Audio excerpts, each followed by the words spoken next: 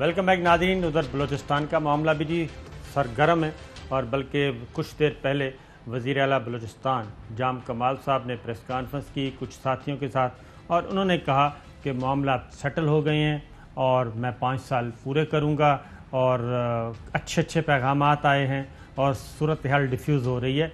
हमारे साथ मौजूद हैं असद बलोच साहब, सूबाई वज़ीर हैं, उनसे मालूम करते हैं। अस्सलाम वालेकुम सर।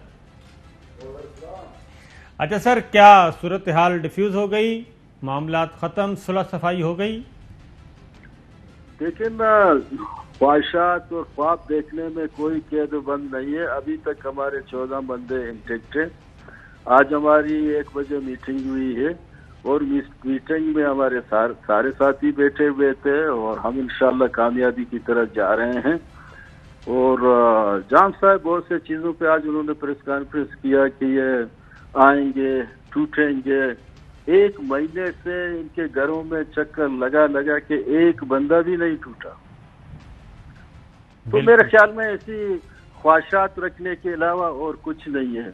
हम समझते हैं कि हम जो मूवमेंट लेके गए हैं इसको आखिरी हद तक इंशाल्लाह जो कामयाबी है हम वहाँ उबूर करेंगे, इंशाल्लाह फतेह हमारी होगी इंशाल्लाह। और गवर्नर बलूचिस्तान इस्लामाबाद आए हुए हैं, वो इनको गिराने के लिए आए हैं या इनको बचाने के लिए? न, गवर्नर बलूचिस्तान ज़ाहिर है बलूचिस्तान में वफाक का नुमाइंदा है, उसके साथ जरूर सलाह मशवरा होगा। वज़ीर आज़म पाकिस्तान ने उनको बुलाया है, पूरे हालात वाक़ियात की वो सुनना चाहते हैं उनको। तो हम यही समझते हैं कि वो हक़ाइक़ की बुनियाद पे ज़मीनी जो हक़ाइक़ हैं गवर्नर साहब वो सब चीज़ वज़ीर आज़म के सामने रखेंगे।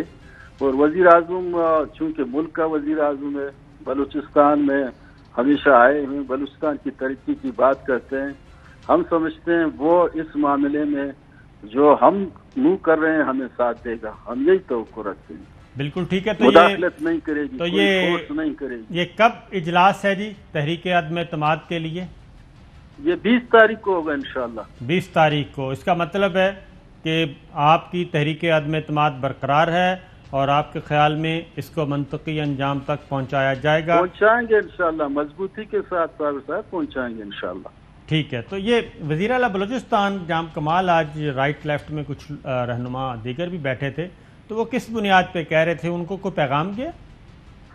लेकिन साबिर साहब ये शुरू में कह रहे थे कि आप खुद इस्तीफा नहीं दे रहे, हमसे इस्तीफे की डिमांड कर रहे हो।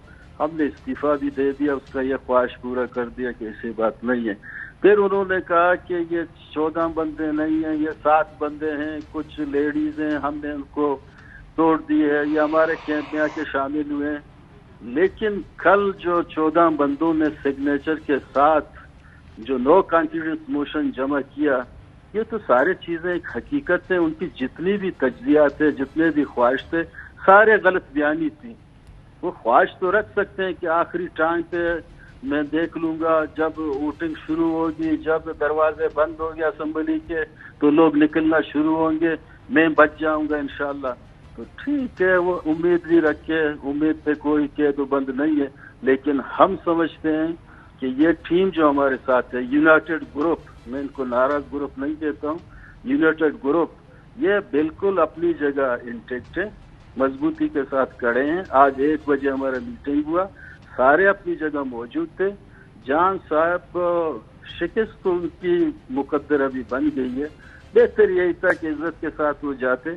आने वाले वक्त में हालात हैं, उसकी उम्र इतनी बड़ी नहीं है, आने वाले वक्त में शायद उनको कई चांस मिले।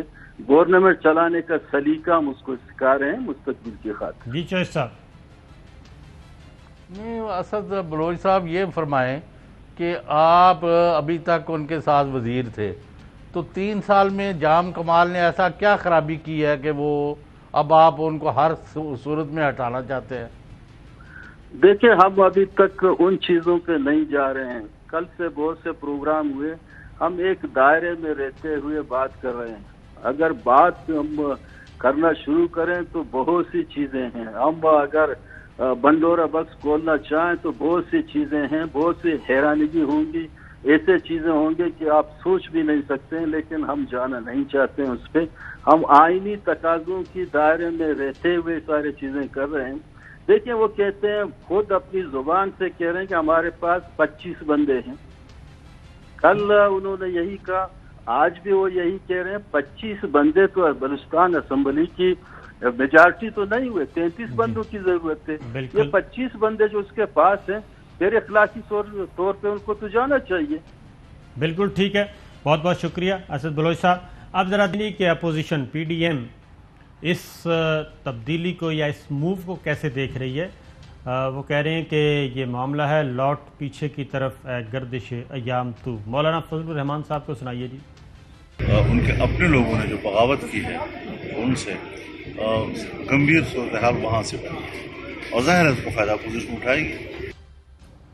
اب ذرا قمر زمان قاہرہ صاحب کو سنائیے, پاکستان پیپلز پارٹی.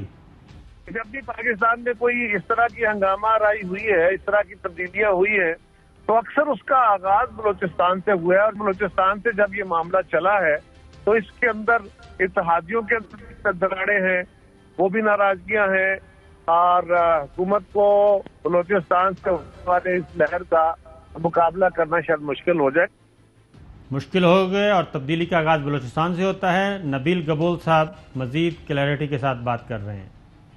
شروعات بلوچستان سے نظر آ رہی ہے, عوام کی آ رہا ہے بلوچستان کی حکومت جائے گی, اس کا افیکٹ جو ہے وہ وفاق میں پڑے گا. احسن اقبال صاحب. یہ حکومت تو بڑی کمزور پچ کے اوپر ہے, یہ تو اتحادیوں کے سر کے اوپر ہے. حکومت کو نکالنے کے لیے عوام کے پاس جائیں, دباؤ بڑھائیں, ان کے اتحادیوں کو مجبور کریں کہ وہ ان کا ساتھ چھوڑیں تاکہ ملک کے اندر ایک نئے الیکشن کا راستہ نکل سکے. یہ مرکزی حکومت کی بات کر رہے تھے کہ نئے الیکشن کی طرف جایا جائے. محمد زبیر صاحب. پریشر اتنا ڈالنے کی بات ہو رہی ہے کہ خود عمران خان صاحب یہ سمجھیں کہ اس وقت سب سے اچھا یہی ہوئے گا کہ اسمبلیز کو ڈیزالو کریں اور واپس عوام کے پاس جائیں. اور میں یہ بتا دوں کہ یہ بہت پاسبل ہے, بہت زیادہ پاسبل ہے. بہت زیادہ پاسبل ہے کیونکہ ایک ڈس انفارمیشن وزیر اعظم عمران خان تک بھی پہنچائی گئی تھی اور وہ بھی ملتی جلتی تھی, تو جس کے بعد مزید معاملات خراب ہوئے. اس لیے کہتے ہیں کہ سورہ حجرات کی آیت ہے کہ اگر آپ کے پاس کوئی خبر لے کے آئے تو چیک کر لیا کریں کہ فاسق اور فاجر تو نہیں خبر لے کے آیا. اور یہ سارے آپ کے پاس انٹیلیجنس ادارے موجود ہیں, تو ان سے بھی پوچھ لینا تھا کہ آپ کو جو بتایا جا رہا ہے اس میں کتنی حقیقت ہے.